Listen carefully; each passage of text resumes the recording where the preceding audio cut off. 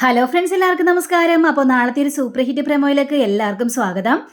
അങ്ങനെ നമ്മുടെ ശിവൻ അഞ്ജുവിനോട് പറയുകയാണ്, ഏതായാലും പോലീസ് സ്റ്റേഷനിൽ പോയി കംപ്ലൈൻറ്റ് കൊടുക്കണം അഞ്ജു, അല്ലെങ്കിൽ ശരിയാവില്ല. അപ്പോൾ ഇത് കേട്ട അഞ്ജു ആണെങ്കിൽ പോലീസ് സ്റ്റേഷനിലൊക്കെ പോയി കംപ്ലൈൻറ്റ് കൊടുക്കണോ ശിവേട്ടാ? നാട്ടുകാരെ അറിഞ്ഞു കഴിഞ്ഞാൽ എന്ത് വിചാരിക്കും? ഇത്രയും സ്നേഹത്തോടെ കഴിഞ്ഞിരുന്ന കുടുംബത്തിൽ നിന്ന് ഏട്ടനും ഏട്ടത്തിയും ഇറങ്ങിപ്പോയെന്ന് അറിഞ്ഞു കഴിഞ്ഞാൽ അവരൊക്കെ എന്ത് ചിന്തിക്കും? ഇത് കേട്ട ശിവനാണെങ്കിൽ ഇപ്പോൾ നാട്ടുകാരുടെ ചിന്തയും അഭിപ്രായവും എല്ലാം നമ്മൾ അന്വേഷിക്കേണ്ടത്. നമ്മുടെ ഏട്ടനും ഏട്ടതിയും എവിടെ? അവരെക്കുറിച്ച് മാത്രം ചിന്തിച്ചാൽ മതി. നമ്മൾ എവിടെയെല്ലാം അന്വേഷിച്ചു, എന്നിട്ട് അവരെ കണ്ടെത്താനായിട്ട് സാധിച്ചില്ല.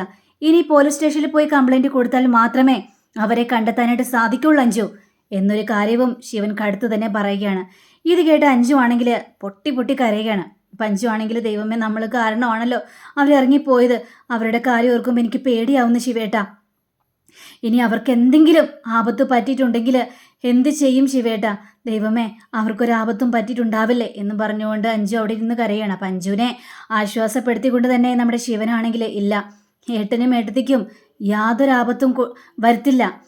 അങ്ങനെ നമ്മുടെ ദൈവം നമ്മളെ കൈവിടോ? ഇത്രയും നാള് കൃഷ്ണനെ ധ്യാനിച്ചിരുന്നതാണ് ദേവിയേച്ചി. ആ കൃഷ്ണൻ ദേവിയേച്ചിയെ വിട്ടുകളയോ?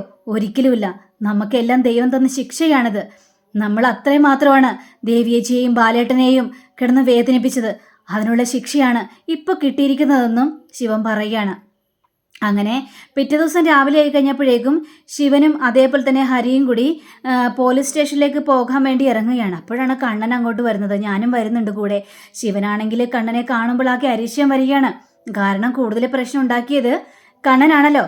ആദ്യം തുടക്കം കുറിച്ചത് കണ്ണനാണല്ലോ. അപ്പോൾ നീ വരണ്ട, ഒരു കാര്യത്തിൽ നീ വരാനായിട്ട് നിൽക്കണ്ട കണ്ണാ. നീ കാരണമാണ് എല്ലാം സംഭവിച്ചത് ശിവേട്ടാ. ഞാൻ പറഞ്ഞല്ലോ, എനിക്ക് ഒരു തെറ്റ് പറ്റിപ്പോയി. ഇനിയെങ്കിലും എന്നോട് ക്ഷമിച്ചൂടെ? എനിക്കും കൂടി വരണം. അവർക്ക് വേണ്ടി ഞാനും അന്വേഷിക്കണം. അതാണ് എനിക്ക് ചെയ്യാൻ പറ്റുന്ന ഒരു നല്ല കാര്യം. ഇത് കഴിഞ്ഞപ്പോൾ നീ അന്വേഷിച്ചോ, അല്ലാതെ ഞങ്ങളുടെ മുന്നിലേക്ക് ഇനി നീ കടന്നു വരണ്ട കണ്ണാ. ഇത് കേട്ട ഹരിയാണെങ്കിൽ, സാരമില്ല ശിവ, അവനും കൂടി വന്നോട്ടെ. അവൻ നമ്മളോട് ഇത്രയും മാപ്പ് പറഞ്ഞില്ലേ, ഇനി അവനെ ഒറ്റപ്പെടുത്തേണ്ട ആവശ്യമില്ല. എങ്ങനെയെങ്കിലും ദേവിയേച്ചിയും ബാലേട്ടനെ കണ്ടെത്തണം. ഇനി അത് മാത്രമാണ് നമ്മളുടെ മനസ്സിൽ എന്നും പറഞ്ഞ് അങ്ങനെ ഇവർ 3 പേരും കൂടി നേരെ ഇറങ്ങുകയാണ്. ഇങ്ങനെ 3 പേരും കൂടി ഇറങ്ങി നേരെ പോലീസ് സ്റ്റേഷനിലേക്ക് ചെല്ലുകയാണ്. അപ്പോൾ പോലീസ് സ്റ്റേഷനിൽ ചെന്ന് ഞങ്ങളുടെ ഏട്ടനെയും ഏട്ടത്തെയും കാണാനില്ല. ഇത് കേട്ട പോലീസുകാരാണെങ്കിൽ ഏട്ടത്തിനെയും കാണാനില്ലെന്നോ? അവരെവിടെ പോയി? അറിയില്ല സാർ, അവരെവിടെ പോയെന്ന് അറിയില്ല. ഇന്നലെ വെളുപ്പിനെ അവർ പോയതാണെന്ന് തോന്നുന്നത് എന്നൊക്കെ പറയുകയാണ്. അങ്ങനെ ആ ലെറ്റർ അവർക്ക് കിട്ടി. ആ ലെറ്റർ എടുത്ത് കയ്യിലേക്ക് കൊടുക്കുകയാണ്. അപ്പോൾ ലെറ്റർ എടുത്ത് കയ്യിലേക്ക് കൊടുത്തു കഴിഞ്ഞപ്പോഴേക്കും ഇനി ഇവരെ അന്വേഷിക്കേണ്ടെന്നാണ് തോന്നുന്നത് എന്ന് പോലീസുകാർ ഒരു മര്യാദയില്ലാതെയാണ് അവരോട് സംസാരിക്കുന്നത്. ഇത് കേട്ട ശിവനാണെങ്കിൽ ആകെ അരിശം വരികയാണ്. സാർ, എന്തൊക്കെയാണ് സാറ് പറയുന്നത്? ഞങ്ങളുടെ ഏട്ടനെയും കണ്ടെത്തിയ മതിയാവുള്ളൂ. അതിന് സാറ് ഒരുമ്പിട്ട് ഇറങ്ങണമെന്നൊക്കെ നമ്മുടെ ശിവൻ സംസാരിക്കുകയാണ്. ഇത് കേട്ട, അങ്ങനെ നിങ്ങൾ പറയുമ്പോൾ തന്നെ ഇറങ്ങി പുറപ്പെടാനൊന്നും പറ്റില്ല. ഞങ്ങൾക്ക് എല്ലാ കാര്യങ്ങളും മനസ്സിലാക്കിയെടുക്കണം. അതിന് ശേഷമേ ഞങ്ങൾക്ക് എന്തെങ്കിലും ചെയ്യാനായിട്ട് പറ്റുള്ളൂന്നും പോലീസുകാർ പറയുകയാണ്. സാർ, എന്താണ് സാർ വേണ്ടത്? എന്ത് വേണമെങ്കിലും സാർ തരാം. പക്ഷേ എൻ്റെ ഏട്ടനെയും ഏട്ടത്തിയെയും കണ്ടെത്തിയ മതിയാവുള്ളെന്ന് പറയുകയാണ്. അപ്പോൾ ശരി, നിങ്ങളുടെ കുടുംബത്തിൽ എന്തെങ്കിലും പ്രശ്നം ഉണ്ടായിരുന്നോ?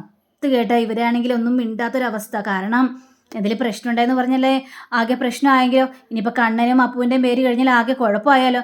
ഇല്ല സാർ, അങ്ങനെ ഒരു പ്രശ്നം ഉണ്ടായിരുന്നില്ല. അങ്ങനെ ഒരു പ്രശ്നമില്ലാതെ കുടുംബത്തിൽ നിന്ന് ഒരാൾ ഇറങ്ങിപ്പോകുമോ? സാർ, എന്താ കാരണമെന്ന് അറിയില്ല സാർ. ഇനി സംസാരിച്ച് നിൽക്കാൻ സമയമില്ല. എത്രയും പെട്ടെന്ന് കണ്ടെത്തിയ മതിയാവുള്ളൂ. അപ്പോൾ ഈ ലെറ്ററൊക്കെ വായിച്ച് നോക്കിയ പോലീസുകാരാണെങ്കിൽ, ഇത് ആത്മഹത്യക്കുറിപ്പാണെന്നല്ല തോന്നുന്നത്. ഇനി വലിയ റെയിൽവേ പാളത്തിലോ അങ്ങനെ എവിടെയെങ്കിലും പോയി അന്വേഷിക്കുന്നതായിരിക്കും നല്ലത്. ഇത് കേട്ട ശിവനാണെങ്കിൽ കടിച്ചു തുള്ളിയിട്ട് പോലീസുകാരുടെ പൊളിച്ചടുക്കിക്കൊണ്ട്, വേണ്ട, ഇനി നമുക്ക് ഒരു കംപ്ലൈൻറ്റ് കൊടുക്കേണ്ട ആവശ്യമില്ല ഹരിയേട്ടാ, നമുക്ക് തന്നെ തേടി ഇറങ്ങണം ഹരിയേട്ടാ എന്നും പറഞ്ഞ് ഇവര് 3 പേരും കൂടി ഇറങ്ങുകയാണ്. 3 പേരും കൂടി ഇറങ്ങിയിട്ട് എങ്ങനെയെങ്കിലും അവരെ കണ്ടെത്തിയ മതിയാവുള്ളൂ എന്നും പറഞ്ഞുകൊണ്ട്. അപ്പോൾ ഹരിയടക്ക് പറയുന്നുണ്ട്, ശിവ, ഇത്രയും നമ്മൾ അന്വേഷിച്ച് എന്നിട്ട് അവരെ കണ്ടെത്താനായിട്ട് സാധിച്ചില്ലല്ലോ. ഹരിയേട്ടാ, ഒരു നീണ്ട യാത്രയ്ക്ക് പോയിരിക്കുന്നല്ലേ പറഞ്ഞത്? ഇനി ഏതായാലും ദൂരസ്ഥലത്തേക്കാണ് പോയിരിക്കുന്നതെങ്കിലോ? എന്തായാലും നമുക്ക് പോകണം ഹരിയേട്ടാ. അങ്ങനെ ഇവർ മൂന്നുപേരും കൂടി ദൂരെ യാത്രയ്ക്ക് പോകാൻ തന്നെ തീരുമാനിക്കുകയാണ്. അപ്പോൾ അഞ്ജു അപ്പു ആണെങ്കിൽ അവിടെ ഒറ്റക്കാണല്ലോ. അപ്പോൾ അവർക്ക് വേണ്ടുള്ള സംവിധാനമൊക്കെ ചെയ്തു കൊടുക്കുകയാണ്. ഇങ്ങനെ അഞ്ജുവിൻ്റെ അമ്മനെയും ഒക്കെ വിളിച്ചു വരുത്തുകയാണ്. ഇവർക്ക് എപ്പോഴും കൂടെ ഉണ്ടായിരിക്കണം എന്നൊക്കെ പറഞ്ഞുകൊണ്ട്. അപ്പോൾ അപ്പു ആണെങ്കിൽ അഞ്ജു ആണെങ്കിൽ ശിവേട്ടാ എത്രയും പെട്ടെന്ന് വിളിക്കണം കേട്ടോ, എന്തെങ്കിലും പ്രശ്നമുണ്ടെങ്കിൽ വിളിച്ചാൽ മതി, അവൾ ഇടയ്ക്കിടയ്ക്ക് ഞങ്ങളെ വിളിച്ചുകൊണ്ടിരിക്കണം, അല്ലെങ്കിൽ ഞങ്ങൾക്ക് വളരെയേറെ ആദ്യമാകും എന്നും പറഞ്ഞ് അവർ മൂന്നുപേരും കൂടി ഇറങ്ങിയാണ്. അങ്ങനെ അവർ മൂന്നുപേരും കൂടി ഇറങ്ങി നേരെ ഒരുപാട് അമ്പലങ്ങളിലും അതേപോലെ തന്നെ ഈ ഭിക്ഷക്കാരൊക്കെ കിടക്കൂലേ, അങ്ങനെ ഒരുപാട് സ്ഥലങ്ങളെല്ലാം അവർ അന്വേഷിക്കുകയാണ്. പക്ഷെ അവിടെയും അന്വേഷിച്ചിട്ട് ഇങ്ങനൊരു ഇത് കിട്ടുന്നില്ല. എന്ത് ചെയ്യണമെന്ന് അറിയാൻ പാടില്ലാത്തൊരവസ്ഥ നിൽക്കുകയാണ്. അപ്പോൾ ശിവനാണെങ്കിൽ ഭയങ്കര കരച്ചിലാണ്. അപ്പോൾ ശിവനാണെങ്കിൽ അതെ, ഇനി അവരെങ്ങനെ കണ്ടെത്തും ഹരിയേട്ടാ? അതെ, ദൈവം എല്ലാം അറിഞ്ഞുകൊണ്ട് തന്നെയാണ് നമുക്ക് തന്ന ശിക്ഷയാണ്, അവർ നമുക്ക് തന്ന ശിക്ഷയാണ്. കാരണം ഇത്രയും നാൾ നമ്മളെ നോക്കി പോറ്റി വളർത്തിയ അവരെ നമ്മൾ വിഷമിപ്പിച്ചു ഒരു നിസ്സാര കാര്യത്തിന് വേണ്ടി. അവർക്ക് ഇതുവരെ സന്തോഷം അനുഭവിക്കാനായിട്ട് കഴിഞ്ഞിട്ടുണ്ടോ?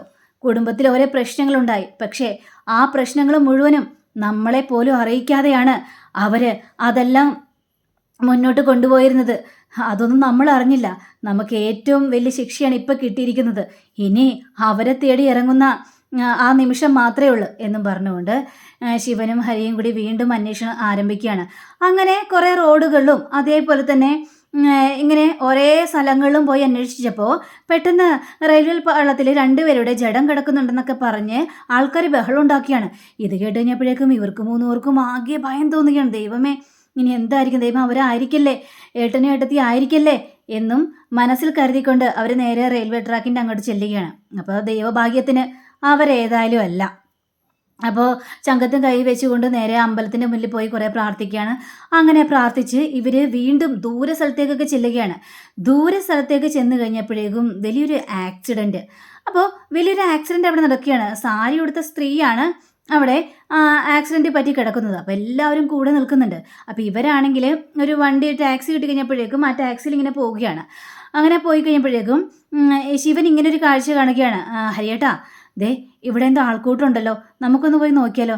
ശിവ, ഇനിയിപ്പോൾ അതൊന്നും പോയി നോക്കി നിൽക്കാനുള്ള സമയമില്ല, നമുക്ക് എത്രയും പെട്ടെന്ന് പോകണം.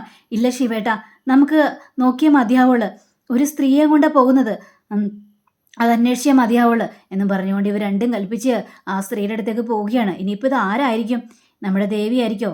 കഥ ക്ലൈമാക്സിലേക്ക് അടുത്തുകൊണ്ട് തന്നെ ഇരിക്കുകയാണ്. അപ്പോൾ ഈ വരുന്ന 27-ാം തീയതിയാണ് ക്ലൈമാക്സ്. നമ്മുടെ ഈ എപ്പിസോഡ് ഫുള്ളായിട്ട് തീരാനായിട്ട് പോവുകയാണ്. അപ്പോൾ ഇനിയിപ്പോൾ ബാലനും ദേവിക്കും ഒരബദ്ധം സംഭവിച്ചിട്ടുണ്ടാവില്ലേ, അങ്ങനെ ഒരു നല്ല ക്ലൈമാക്സ് ആകട്ടെ എന്ന് തന്നെയാണ് എല്ലാവരുടെയും പ്രാർത്ഥന. ഇനിയും സാന്ത്വനം കുടുംബത്തിൽ നല്ല സന്തോഷം നിറഞ്ഞ കുടുംബജീവിതം തന്നെ ഉണ്ടാകണം. ദേവിക്കും ബാലനും അതേപോലെ തന്നെ എല്ലാവർക്കും നല്ല സന്തോഷകരമായ ജീവിതം ഉണ്ടാകണമെന്ന് തന്നെയാണ്, അങ്ങനെ ഒരു ക്ലൈമാക്സ് തന്നെയാണ് നമ്മൾ ആഗ്രഹിക്കുന്നത്. അപ്പോൾ ആ ഒരു ക്ലൈമാക്സിന് വേണ്ടി എല്ലാവരും കാത്തിരിക്കണേ. അപ്പോൾ എല്ലാവർക്കും നല്ലൊരു ശുഭരാത്രി ആശംസിച്ചുകൊണ്ട് തന്നെ നന്ദി, നമസ്കാരം, thank you, see again, by.